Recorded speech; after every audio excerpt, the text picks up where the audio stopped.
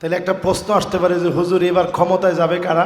প্রশ্ন হতে পারে না? এটা আপনি লিখে রাখেন, 5 তারিখে যিনি বিজয় দিয়েছেন ক্ষমতা এবার তিনি দিবেন। জোরে কোন আল্লাহু আকবার। এই মাহফিল সাক্ষী থাকবে, 5 তারিখের বিজয় যিনি দিয়েছেন, জালেমদেরকে যিনি বিতাড়িত করেছেন, ক্ষমতা তিনি দিবেন। যারা ন্যায় নীতি আদর্শের পক্ষে লড়বে ক্ষমতায় তারা যাবে, জালেমদেরকে মালিক ক্ষমতা দিবে না। নবীজি হাদিসের মধ্যে সতর্ক করে গেছেন যে ক্ষমতা পেলে এরপরে 6টা বিষয়ে তোমরা সজাগ থাকবে। জোরে কোন কয়টা? 1 নম্বরে ইমারাতুস সুফাহা। এখন ক্ষমতা কিন্তু আপনারা পেয়ে রইছেন।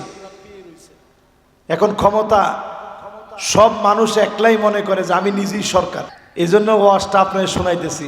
আল্লাহর নবী বলতেছে যখন তোমরা ক্ষমতা পাবা, ইমারাতুস সুফাহা, নির্বোধদের হাতে ক্ষমতা বুঝায় দিও না। যারা বিচক্ষণ, দায়িত্বশীল, ন্যায় নীতি আদর্শবান তাদেরকে ক্ষমতা দিবেন।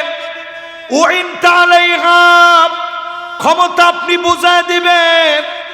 আপনি জনগণ হিসাবে সহযোগী হবেন। আপনাকে যিনি সহযোগিতা করবেন তিনি কে?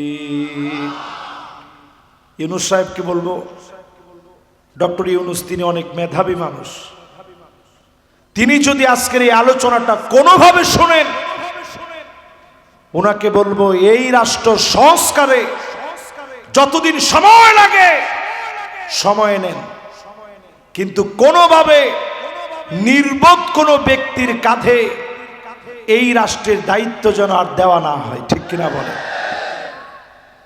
নবীজি হাদিসের মধ্যে বলছেন। 2 নম্বরে নবীজি বলেন কাসরাতুস শার। যদি নির্বোধরা ক্ষমতা পেয়ে যায় নতুন নতুন শর্ত আসবে, আবার রাজাকার বলে বলে আলেমদেরকে জেলের ভিতরে নিবে। ঠিক কিনা বলে? মিলে না? মিলে না?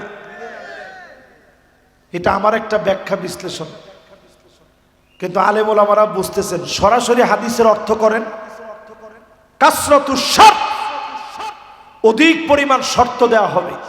এটা না সেটা, সেটা না এটা, কিছু হলেই মৌলবাদী ট্যাগ লাগায় দিবে।